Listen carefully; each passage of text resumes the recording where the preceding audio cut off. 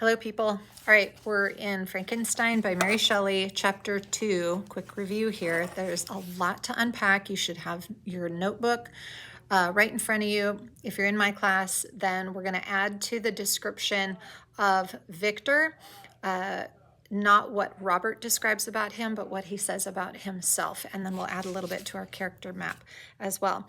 So he starts out talking about Elizabeth, but he only briefly talks about her, saying that there's not quite a year difference in our ages.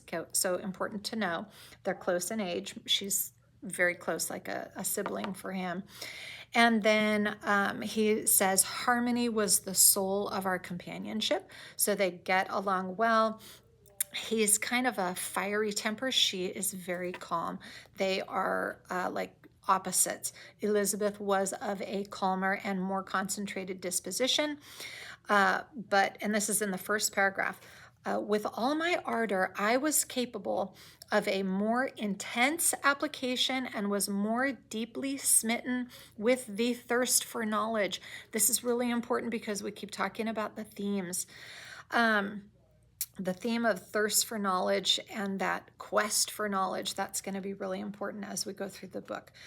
A little further down in this paragraph, while my companion contemplated with a serious and satisfied spirit the magnificent appearances of things, the outward beauty, that's Elizabeth, I delighted in investigating their causes. This goes to Victor's inner search, okay? He says, the world was to me a secret which I desired to divine. And here, that divine is not like, oh, that's just divine. It's to divine. It's used as a verb. It's like divination. It's to discover. He wants to discover the secrets of life. And at the end of that first paragraph, curiosity, earnest research to learn the hidden laws of nature as they were unfolded to me are among the earliest sensations I can remember. So again, very, very important in the beginning. Victor's saying a lot about his life. Then as it goes on, next paragraph, we're going to meet Henry Clerval, new character, add that to your character map. He is like a best friend to Victor. He's a boy of singular talent and fancy. He loved enterprise, hardship, and even danger for its own sake. So there's the fun that they have together. Victor explains that he does not have very many friends, but when he does have one friend, they're very close. And then he goes back to, in the third paragraph, he talk about idealism. No human being could have passed a happier childhood than myself. Great quote for that. My parents were possessed by the very spirit of kindness and indulgence. So, such a perfect childhood. In the next paragraph, he starts off with a little bit more important information. My temper was sometimes violent. You should mark that. You should flag that page. And my passions vehement.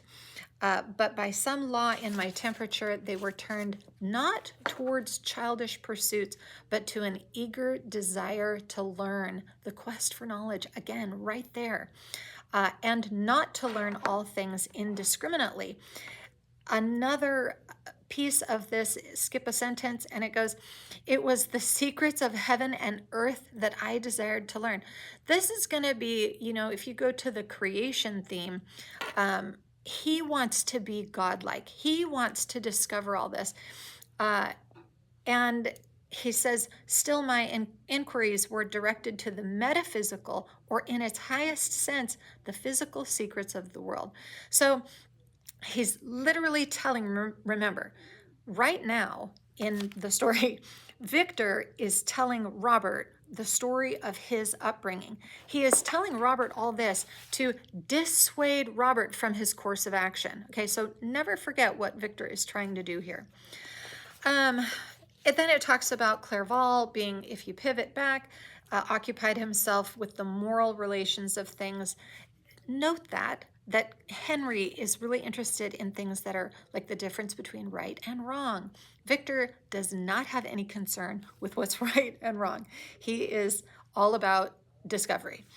So kind of goes on. I mean, there's more on that, but we change a little bit in the next couple of paragraphs, and Victor talks about them going on a little vacation with his family.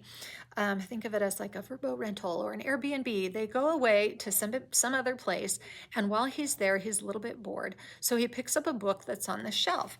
It happens to be by Cornelius Agrippa. You should like do a little research and just who is that, because I don't have all the information on that. But he opened it with apathy. That means he was not very interested. It's more like, I would rather have something to read than to look at the walls and do nothing. So the more he reads, the more excited he gets. And a new light seemed to dawn upon my mind, and bounding with joy, I communicated my discovery to my father. My father looked carelessly at the title page of the book and said, Cornelius Agrippa, my dear Victor, do not waste your time upon this. It is sad trash. Okay. Victor's a teenager. Think of a rebellious teenager. When your dad says, oh, that's terrible, teenagers often will say, well, then I'm going to double down and I'm really going to be interested in it just to show that I can do my own thing. So he talks in the next paragraph, if instead of this, my father had taken the pains to explain to me that Agrippa had been kind of, all this stuff had been disproven, but he didn't take the time. And so then Victor kind of goes home and doubles down on the Agrippa, and he looks up more works, Paracelsus and Albertus Magnus. And in that, he is even more excited. I read and studied the wild fancies of these writers with delight. They appeared to me treasures known to few besides myself. Well, that's because it's unpopular. And at this point in life, these are things of the occult. This would be like dark studies. It would be blasphemous, okay? And so if Victor is looking into things that are blasphemous at a time, in the early 1800s, that would be very much frowned upon because most people had a Christian bent. So he wants to learn more about this stuff that's very unpopular. And it says, I always came from my studies discontented and unsatisfied. That's going to be his regular studies. That's why he wants to go into these strange things. So then we go on a little bit further. And in the paragraph that starts, but here were books and here were men who had penetrated deeper and knew more. He's talking about the respect for these authors that people don't respect. He says, I became their disciple. So he is very much a follower. My father was not scientific, and I was left to struggle with a child's blindness. Nobody's leading him, he's leading himself. Added to a student's thirst for knowledge, again, quest for knowledge theme.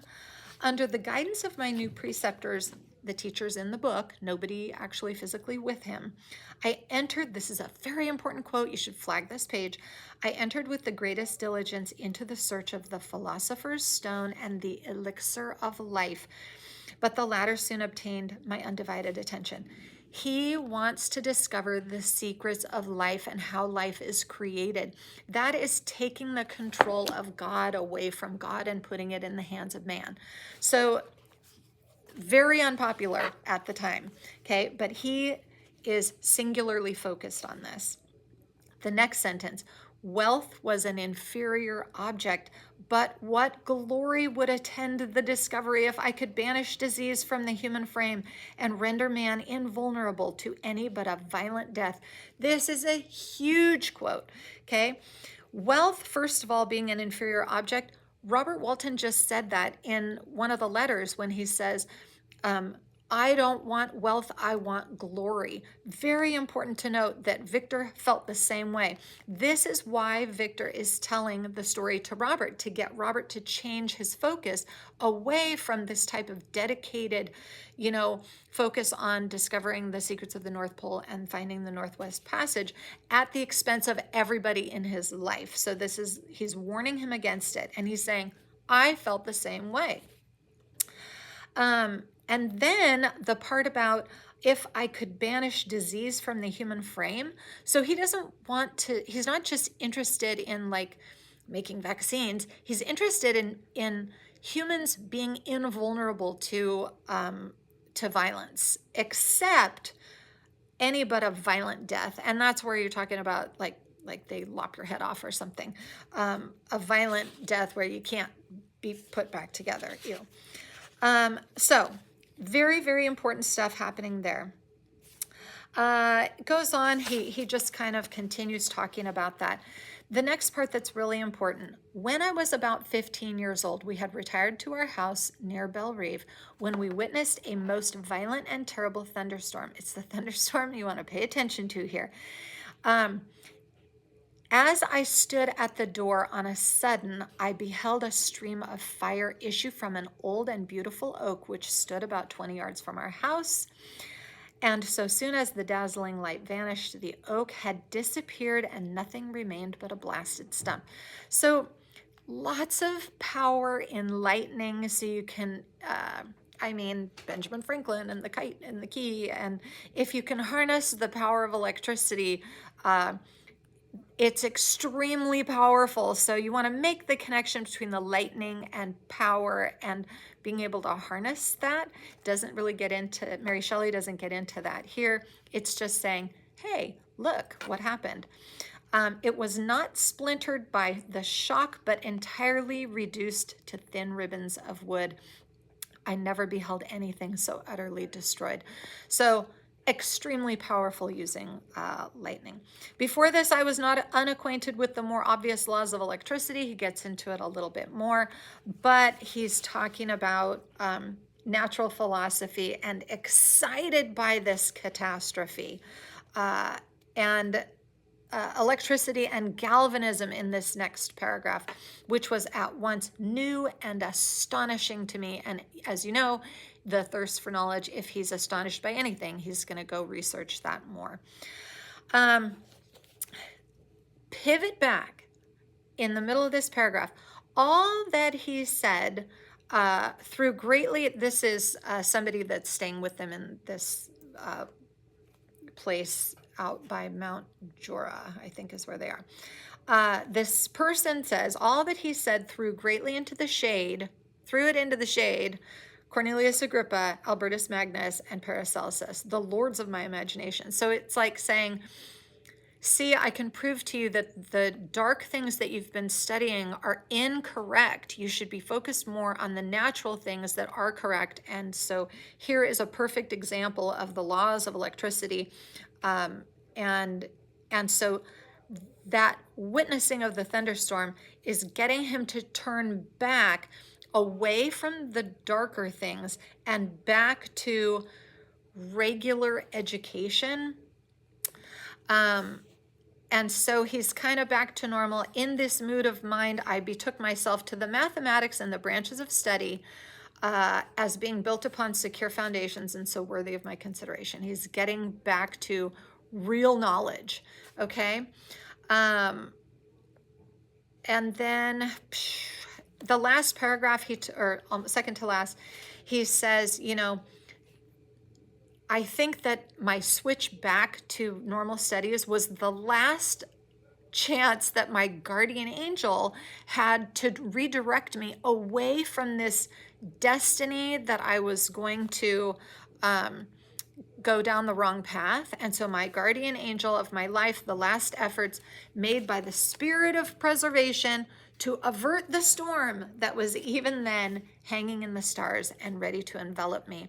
And again, the hanging in the stars, that's the fate. Last paragraph, it was a strong effort of the spirit of good, but it was ineffectual. Bum, bum, bum. He's going to go down the dark path anyway. Destiny was too potent, and her immutable laws had decreed my utter and terrible destruction. Literally telling Robert, I was doomed to destruction, and here's where it begins. So that's the end of chapter 2. I hope this clears things up. Again, there's just a ton of information in it. Sorry about that, but add to your notes, and I'll see you on the next one. Bye.